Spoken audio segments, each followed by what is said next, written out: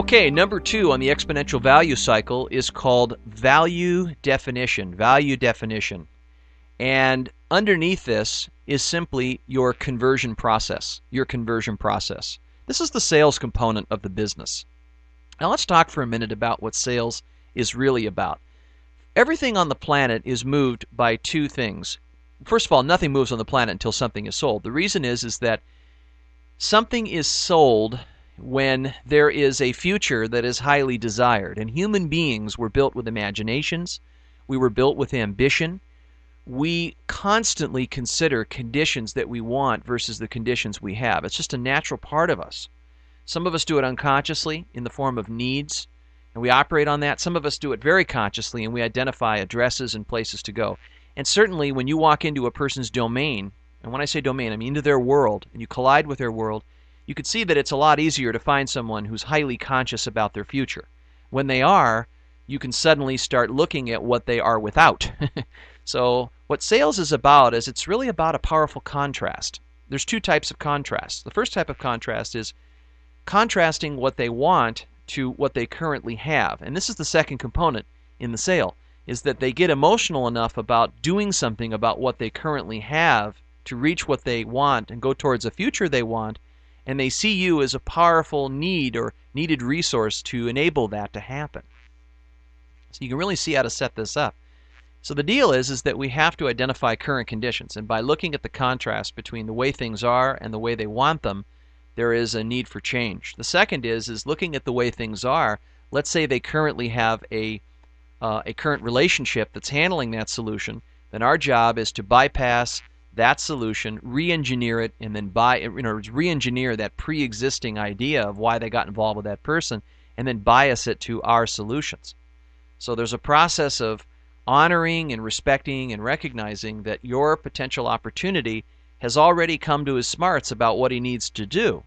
But what you've got to do is you've got to very gracefully make a comparison to what he's currently doing as opposed to what he could be doing with you. So we have a number of prompters and processes that you could use to wedge yourself into that world and do it in a way where you don't make the potential opportunity feel stupid for what he's already done, but yet he can move on to better pastures, better ground by having something that's going to more rapidly, more relevantly, more valuably take him toward his desired future. So that's what value definition is about, is it's about defining a future, and it's about defining clearly what the current conditions are or current setup is, and then with that discrepancy in between, really understanding the impact of the way it is now and understanding the impact if things don't change, because there certainly is a cost of not going forward with a solution. So if we begin to weigh out the cost of not going forward to the cost or investment of going forward, it becomes very obvious to the individual what they should do. Your job as a value definer is to be a buying facilitator. You know, buyers hate to feel sold, but they love to buy.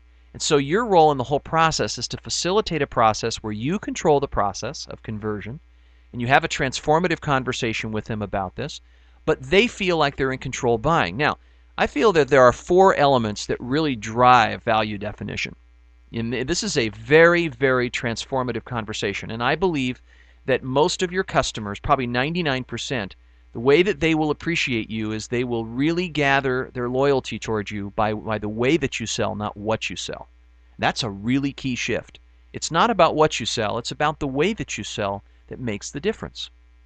And so they can tell right off the bat if you're really looking out for them or if you're focusing more on yourself. They can tell right off the bat and smell it a mile away when you're just pulling something over on them and it's smoke and mirrors. Buyer beware. They've gotten a lot smarter than ever because we live in an abundant marketplace and buyers have gotten a really good clue into how to make good purchases. They go to a small group of people, they get a lot of advice, they investigate things on the internet. I mean, we have the ability to really look up, down, and sideways at an opportunity right now. So beware. You got to be smart. You've got to go about it in a very, very tactful way. It requires uncommon skill, and you need to be professionally unconventional. In other words, you do this in an unusual way that they've never been handled like this before. That means you're going to have a conversation with them about their future and what exactly they want to create.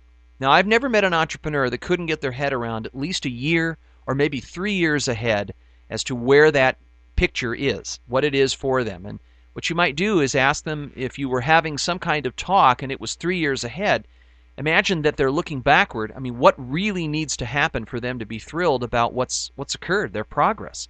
And what you're doing is you're starting with the end in mind. Number two is you're clarifying whether you're going to really be there in that future with them. And by asking a question, it has to resolve in a certain way. The mind doesn't like unanswered questions. That causes stress. So what we're doing here is we're prompting with a question about the future, and then the pros, they be quiet and just allow the individual to cook on it and then say some answers. Your whole program is really geared around other people's futures. In fact, your greatest chances of success are in other people's futures. Nothing starts or initiates without a future that's different from today. So you get that. That's where your leadership begins.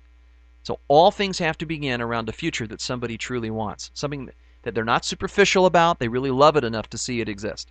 So if you get that kind of intrinsic motivation, that kind of emotional, intellectual, and spiritual energy about their future, you've really got a powerful doorway into helping someone and make a real difference. The second component in the value definition piece is their challenges.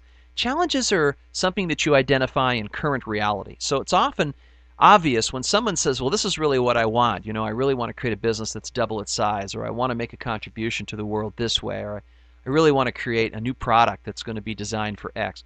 As they're talking to you about things they want to be able to do, new capabilities, new results, new outcomes, and you're orienting the conversation around that, it's obvious that you will unearth challenges. What are the obstacles? What are the blocks? What are the barriers? What are the dangers? What are the potential risks of doing that?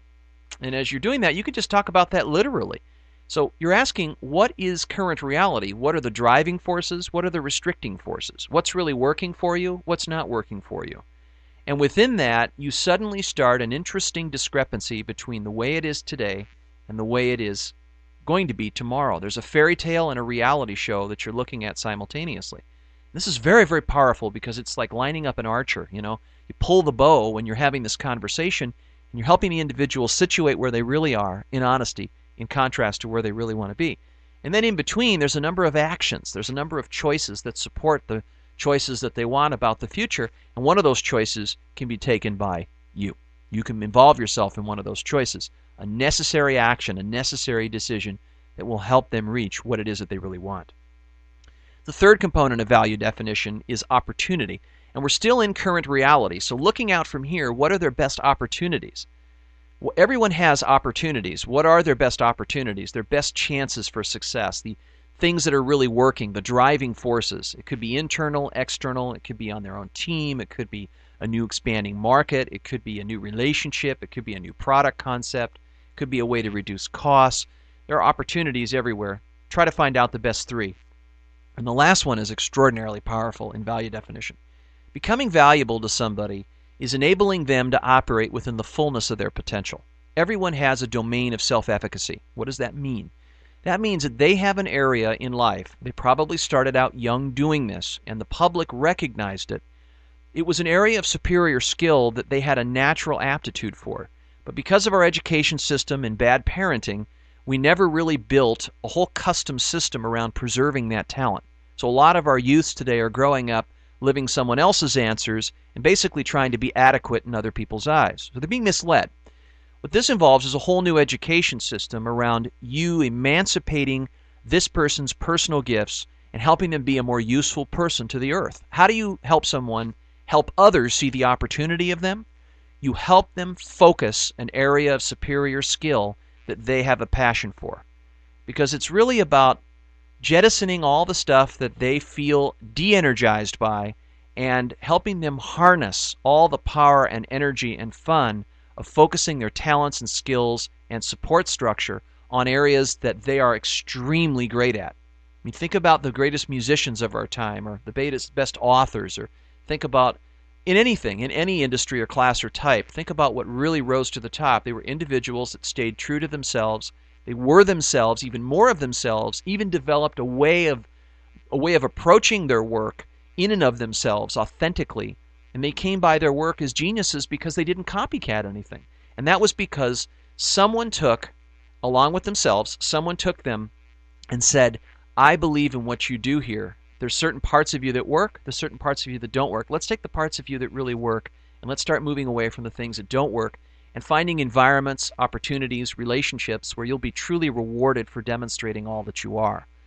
So, how can you become a resource? Maybe you can partner with that individual and you could find things that they find work doing and you find a lot of fun doing, and they can begin to delegate those items to you and you can share the burden. And what you'll do is you'll free someone up to actually go out and make more opportunities and be more useful to the world.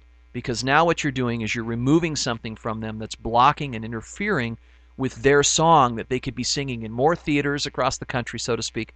They could be demonstrating the best of themselves in many, many more ways. So this is about positioning their personal gift, heightening the volume and amplitude of their song, and supporting them in any way you can creatively think to do this.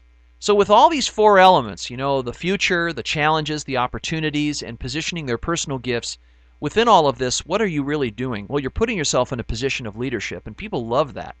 The other thing you're doing is you are buoying your capabilities right to the top. That now your capabilities are indispensable to their happiness, indispensable to their well-being, indispensable to their future, indispensable to removing risks, indispensable to their personal gifts becoming enlightened to the world.